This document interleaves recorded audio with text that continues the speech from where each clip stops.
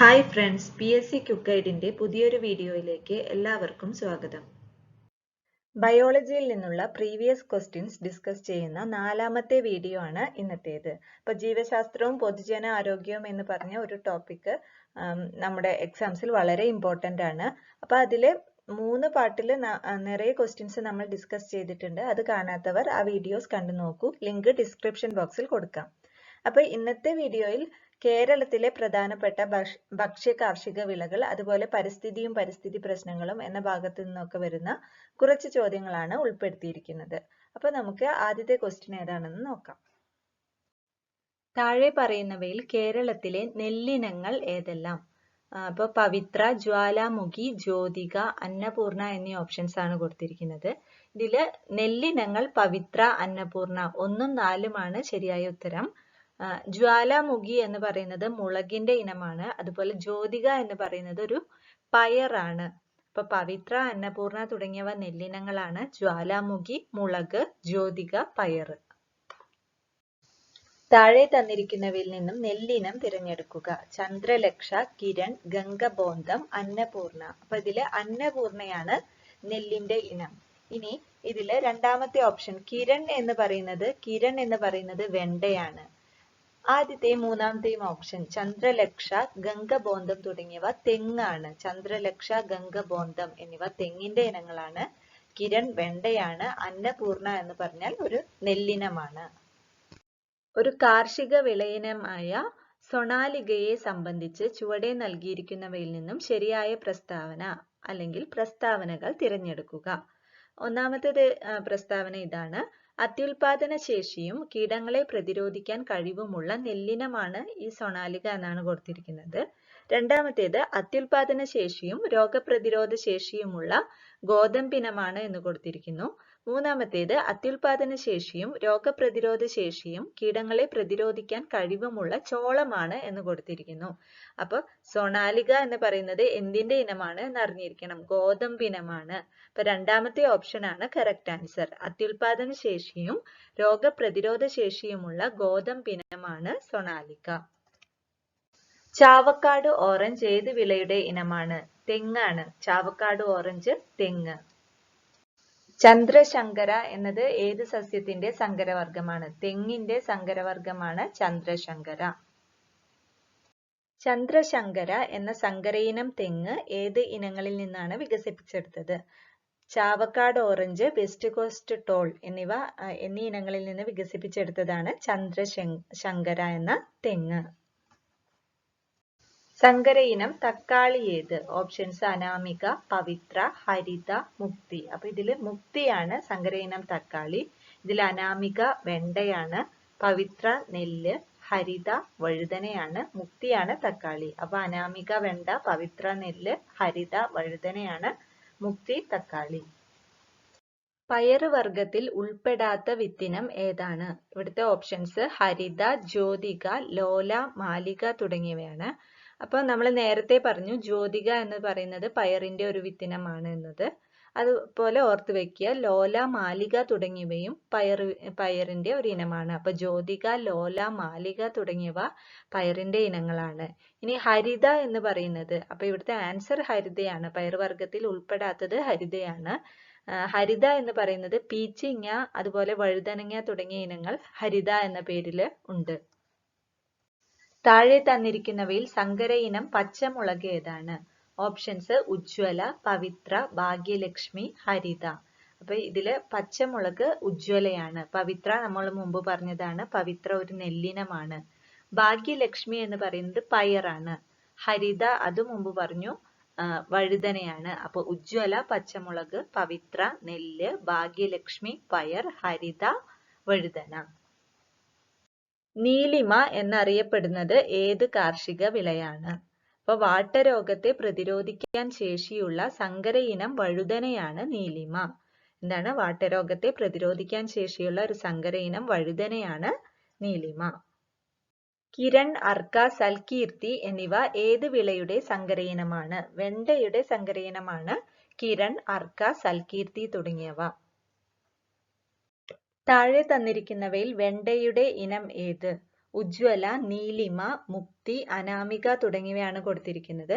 അപ്പൊ ഇതിൽ option D അനാമികയാണ് വെണ്ടയുടെ ഇനം. ഇനി മറ്റു ഓപ്ഷൻസ് ഏതൊക്കെയാണെന്ന് നോക്കാം. ഉജ്ജ്വല എന്ന് പറയുന്നത് മുളകിന്റെ ഇനമാണ്.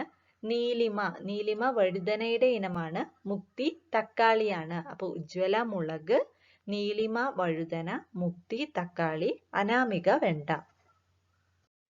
കേരളത്തിലെ മണ്ണുത്തിയിൽ വികസിപ്പിച്ചെടുത്ത മികച്ച പാവൽ വിത്തിനം ഏത്? അപ്പൊ ഇതില് ഒരേ ഒരു പാവൽ വിത്തിനമാണ് കൊടുത്തിരിക്കുന്നത്. ഓപ്ഷൻസ് പവിത്ര, പ്രിയങ്ക, അർക്ക, മുക്തി തുടങ്ങിയവയാണ്. അപ്പൊ ഇതില് ഏതാണ്? ഓപ്ഷൻ ബി പ്രിയങ്കയാണ് ആൻസർ. ഇനി പവിത്ര ഇതെല്ലാം മുന്നേ പറഞ്ഞതാണ്. പവിത്ര ഒരു നെല്ലിന്റെ ഇനമാണ്. അർക്ക വെണ്ടയാണ്.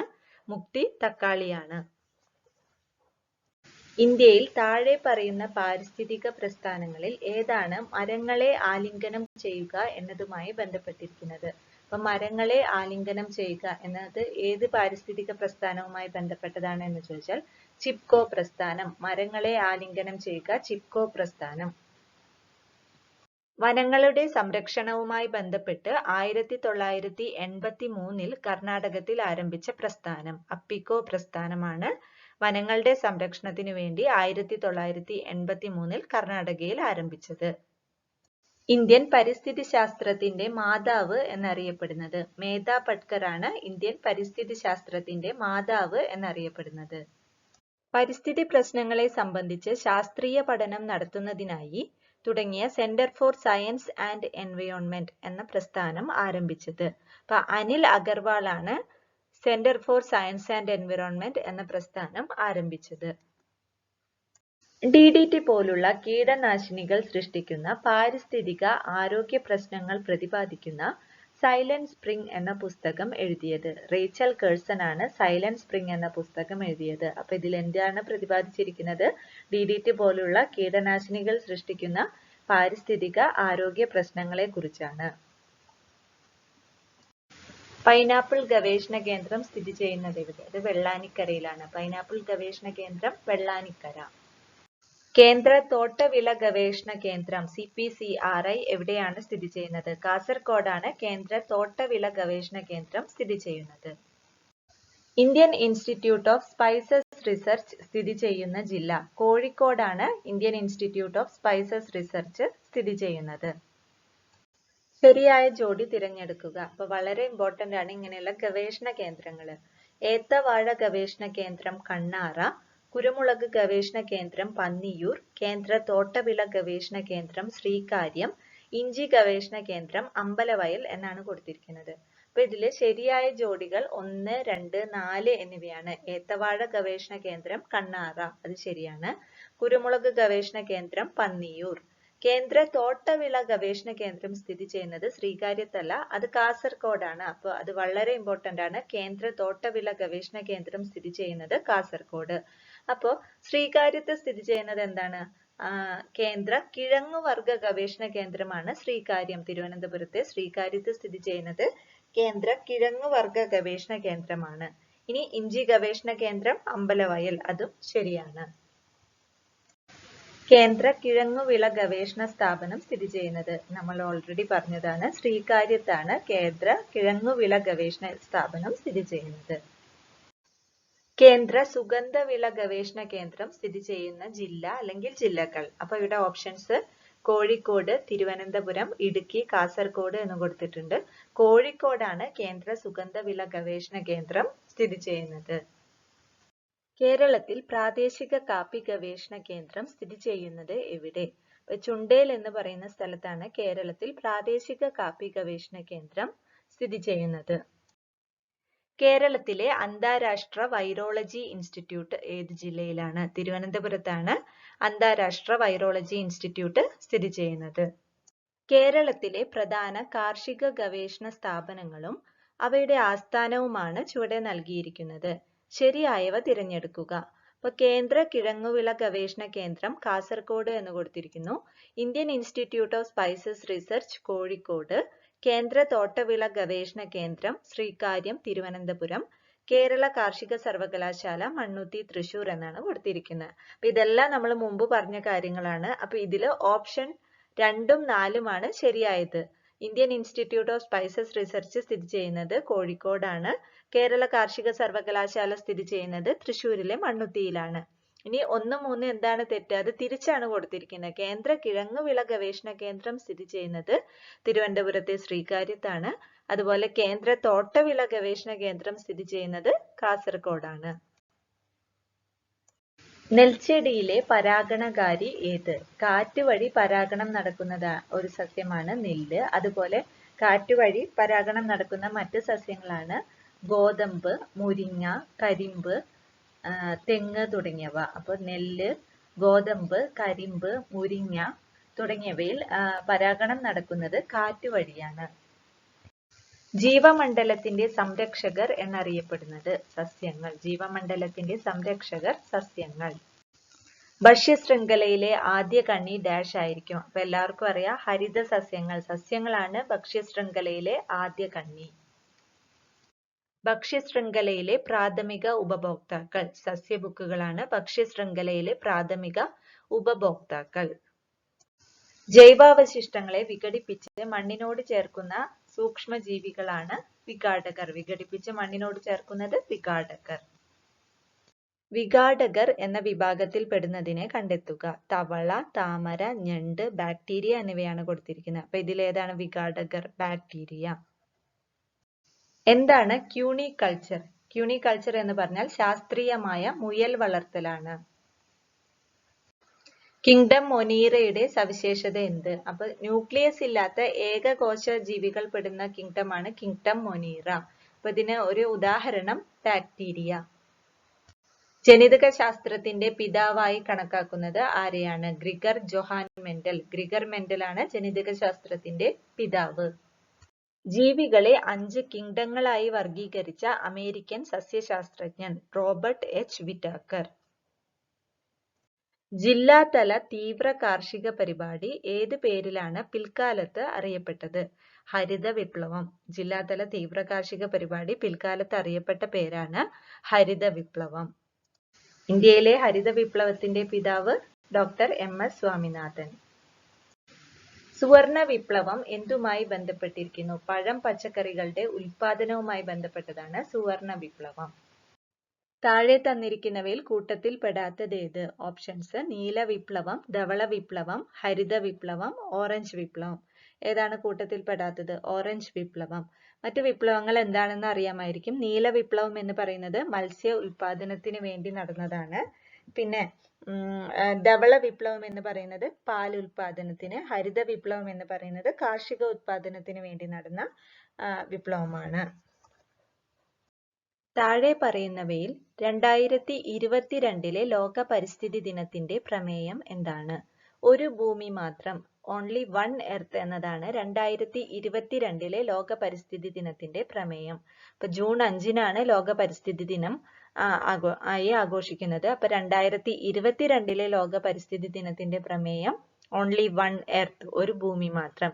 ഇനി കഴിഞ്ഞ വർഷം 2023 പ്രമേയം എന്താണെന്ന് കൂടി നോക്കാം. പ്ലാസ്റ്റിക് മലിനീകരണം ചെറുക്കുക, ബീറ്റ് പ്ലാസ്റ്റിക് പൊല്യൂഷൻ എന്നതായിരുന്നു 2023 ലോക പരിസ്ഥിതി ദിനത്തിന്റെ പ്രമേയം. ആഗോള താപനത്തിന് കാരണമല്ലാത്ത ഒരു വാതകമാണ്. ഓപ്ഷൻസ് കൊടുത്തിരിക്കുന്നത് nitrogen, nitrous oxide, methane, carbon dioxide തുടങ്ങിയവയാണ്. അപ്പോൾ ഇതില് nitrous oxide, methane, carbon dioxide തുടങ്ങിയവ ഹരിതഗൃഹവാതകങ്ങളാണ്. അപ്പോൾ ഇവ ആഗോള താപനത്തിന് കാരണമാകുന്നു. ഇതിൽ ആഗോള താപനത്തിന് കാരണമല്ലാത്ത വാതകം നൈട്രജൻ ആണ്. വീണ്ടും ഹരിതഗൃഹവാതകങ്ങളിൽ നിന്നുള്ള ഒരു ചോദ്യമാണ്. ചുവടെ ചേർത്തിരിക്കുന്ന വാതകങ്ങളിൽ ഹരിതഗൃഹവാതകം അല്ലാത്തത് ഏത്? Options: carbon dioxide, nitrogen, methane, chlorofluorocarbon. അപ്പൊ ഇതിൽ പറഞ്ഞതാണ് നൈട്രജൻ ആണ് ഹരിതഗൃഹവാതകം അല്ലാത്തത്. വാസസ്ഥലത്തിനായി മാത്രം മറ്റു സസ്യങ്ങളെ ആശ്രയിക്കുന്ന സസ്യങ്ങൾ ഏത് വിഭാഗത്തിൽ പെടുന്നു? എപ്പിഫൈറ്റുകൾ എന്നാണ് വാസസ്ഥലത്തിനായി മാത്രം മറ്റു സസ്യങ്ങളെ ആശ്രയിക്കുന്ന സസ്യങ്ങളെ പറയുന്നത്. ഭൂകാണ്ഡത്തിന് ഉദാഹരണമാണ്. അപ്പൊ ഓപ്ഷൻസ് കൊടുത്തിരിക്കുന്നത് ഉരുളക്കിഴങ്ങ്, മധുരക്കിഴങ്ങ്, മരച്ചീനി, ക്യാരറ്റ് തുടങ്ങിയവയാണ്. അപ്പോൾ ഉരുളക്കിഴങ്ങ് ഭൂകാണ്ഡത്തിന് ഒരു ഉദാഹരണമാണ്. വനനശീകരണത്തിന് കാരണമാകാത്തത് ഏത്? ഓപ്ഷൻസ് റോഡുകളുടെ നിർമ്മാണം, ഇന്ധനത്തിന്റെ വർദ്ധിച്ച ആവശ്യകത, വ്യാവസായിക വളർച്ച, സസ്യപരിപാലനം. അപ്പൊ ഇതിലേതാണ് വനനശീകരണത്തിന് കാരണമാകാത്തത്? എല്ലാവർക്കും അറിയാം, സസ്യപരിപാലനം. വനം വകുപ്പിന്റെ വനശ്രീ സെൽ കൈകാര്യം ചെയ്യുന്ന വിഷയം വനവിഭവങ്ങളുടെ വിപണനം. ഈ വീഡിയോ നിങ്ങൾക്ക് ഉപകാരപ്പെട്ടു എന്ന് തോന്നുകയാണെങ്കിൽ ചാനൽ ഒന്ന് ലൈക്ക് ചെയ്യാനും ഫ്രണ്ട്സിന് ഷെയർ ചെയ്യാനും മറക്കല്ലേ. അതുപോലെ ഇതുവരേക്കും ചാനൽ സബ്സ്ക്രൈബ് ചെയ്തിട്ടില്ലെങ്കിൽ സബ്സ്ക്രൈബ് ചെയ്യൂ. അപ്പോൾ ഇനിയും കൂടുതൽ പ്രീവിയസ് ക്വസ്റ്റ്യൻസും ഇമ്പോർട്ടൻറ്റ് ക്വസ്റ്റ്യൻസും അല്ലെങ്കിൽ മോക്ക് ടെസ്റ്റുമായിട്ട് വരുന്നത് വരേക്കും ബൈ. Thank you.